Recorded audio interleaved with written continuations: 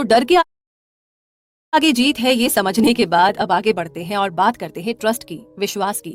Little brother एक artist बनना चाहता है, एक पेंटर बनना चाहता है, तो वो अपनी सारी सेविंग जमा करके फ्रांस चला गया। वो पेरिस की ग्लैमरस लाइफ में खो जाना चाहता था। छोटे भाई के पास ज्यादा पैसे नहीं थे, तो वो एक सिंपल सी जिंदगी जी रहा था। वो हमेशा पेंटिंग बनाने में, म्यूजियम्स घूमने और ट्रैवलिंग करने में बिजी रहता था। वो एक टाइप से एंटी सोशल हो गया था। उसे ज्यादा लोगों से बातें करना पसंद नहीं था। तो एक दिन दोपहर में एक कैफे में उसकी मुलाकात कुछ फैंसी एरिस्टोक्रेट से हुई और वो लोग आपस में बातें करने लगे। एरिस्टोक्रेट्स को वो पसंद आया, उन्होंने उसे वीकेंड पार्टी के लिए इनवाइट कर लिया। अब ये पार्टी लोइरे वैली में एक कैसल में रखी गई थी, जहां पर अमीर और फैंसी लोग आते हैं। उन्होंने लिटिल ब्रदर को बोला कि यूरोप के कुछ बहुत अमीर और फेमस लोग भी ये पार्टी अटेंड करने वाले हैं। पार्टी में मस्क्वेरेड बॉल डांस भी होगा, तो प्लीज प्रॉपर ड्रेसअप होकर आना है। लिटिल ब्रदर बड़ा एक्साइटेड था। उसने बड़ी मेहनत से अपनी कॉस्ट्यूम तैयार की। वो पार्टी में बेस्ट नजर आना चाहता था। उसने पूरा पेरिस छान मारा था अपनी कॉस्ट्यूम के लिए कपड़ा ढूंढने में। वीकेंड पर उसने कार हायर की और वो पार्टी के लिए निकल पड़ा।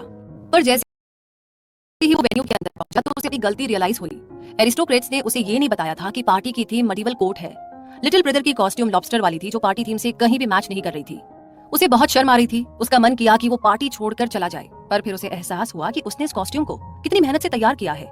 तो उसका माइंड चेंज हो गया। उसने डिसाइड कर लिया कि चाहे जो भी हो वो पार्टी एंजॉय करेगा। वैसे उस पार्टी में वहां पर हर कोई उसे हैरानी से देख रहा था। एक ने तो पूछ भी लिया, तुम क्या बने हो? तो उसने कहा कि कॉट लॉबस्टर। सब हंसने लगे। सबको वो बड़ा फनी लगा और जल्दी ही सब लोग उससे घुल मिल गए और लिटिल ब्रदर पार्टी का स्टार बन गया। यहाँ तक कि उसे क्वीन ऑफ बेल्जियम के साथ डांस करने का चांस भी मिला। लिटिल ब्रदर ने बाजी पलट दी थी, पर कैसे? क्योंकि उसे खुद पर कॉन्फिडेंस था। लोग उस पे हंस रहे थे, पर वो बड़े प्राउड से पार्टी में घूम रहा था। उसके अंदर के आर्टिस्ट ने उसे हिम्मत दी थी। वो पार्टी में अनफिट जरूर था, लेकिन उसने बड़े ब्रेवली खुद को प्रेजेंट किया।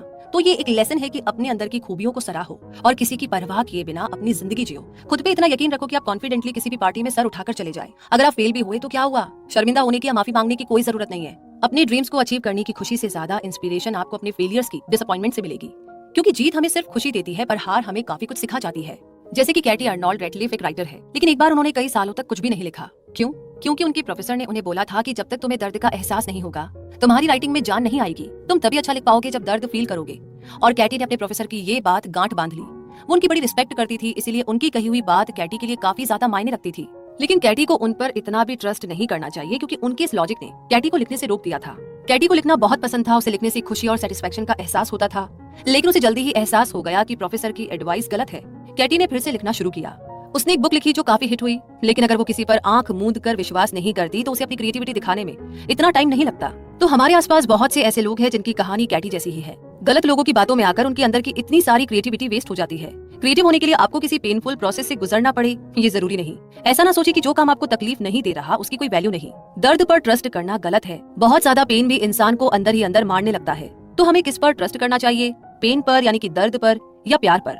यहाँ पर किस पर आपको ट्रस्ट करना है ये सिर्फ आप डिसाइड करेंगे। क्या वजह है कि इतने सारे ग्रेट आर्टिस्ट सुसाइड कर चुके हैं और कई दूसरे चलते फिरते भूत है? क्यों? क्योंकि उन्होंने भी सेम गलती की थी। उन्होंने गलत चीजों पर अपना टाइम वेस्ट किया, सिर्फ दर्द और सफरिंग को वैल्यू दी। कभी सोचा है कि ऊपर वाला आपको ऐसी क्रिएटिविटी देगा ही क्यों जो आपको बर्बाद करे? अगर हम यकीन रखें कि हमारी इंस्पिरेशन यही कहीं पास ही है, तो हम कभी भी अकेलापन फील नहीं करेंगे।